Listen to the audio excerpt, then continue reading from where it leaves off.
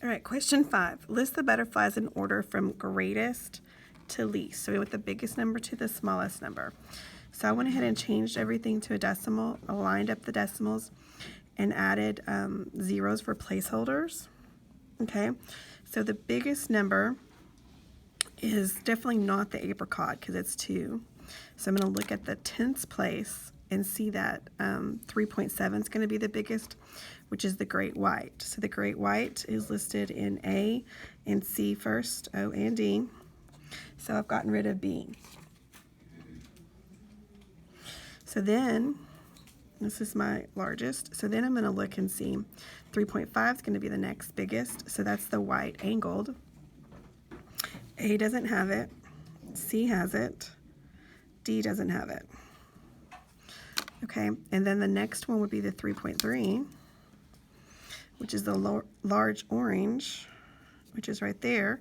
And then the smallest would be the apricot, which is right there. So going from greatest to least would be C. Number 5, what is the equation of the graph?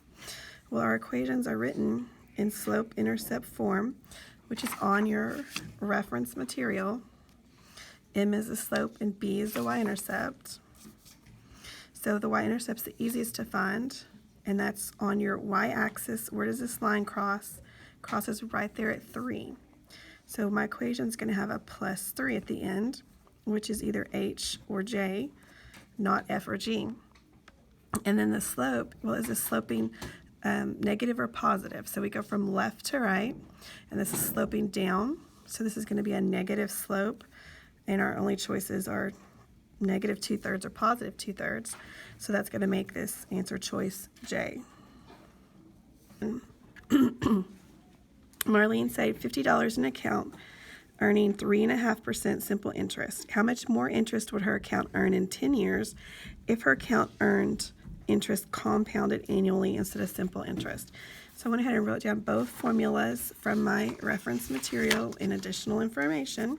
Simple interest, compound interest.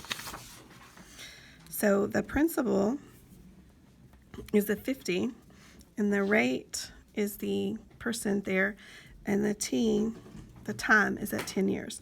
So simple interest is going to be the 50 times the rate as a decimal. So 3.5% divided by 100 will give us 0.035. And then the time is 10 years. So multiply all that together, and I get 17.5. So the interest is $17.50.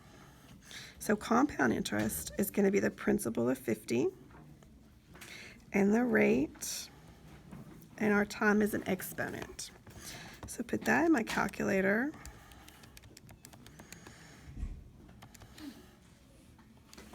And I got $70.53.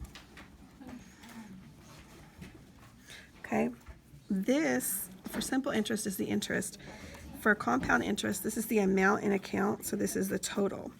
I want to compare how much more interest, so I need to make this be interest. So to make this be interest, I subtract off the principal. So minus that 50 off gives me $20.53. So then I can subtract my $20.53 interest and my $17.50 interest and get $3.03, which is F. Okay, so number 8. A ladder that is 13 feet long leans against a building. The bottom of the ladder is 5 feet away from the base of the building. How far up the side of the building does the ladder reach? So I need to draw a picture. So I drew a picture of my house and my ladder. Okay, and then they both are on the ground. Where the house and the ground meets a right angle, across from the right angle is my C. So from the problem, my ladder is 13 feet, so my C is 13. The bottom of the ladder is 5 feet away, and I want to know how tall, how far up the ladder goes on the building. So a squared plus b squared equals c squared. So I'm going to need to solve for a squared. And when they give me C, I subtract instead of add.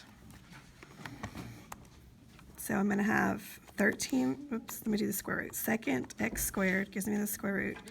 13x squared minus 5x squared. And so my answer is 12. So that's a whole number 12 goes in front of the decimal.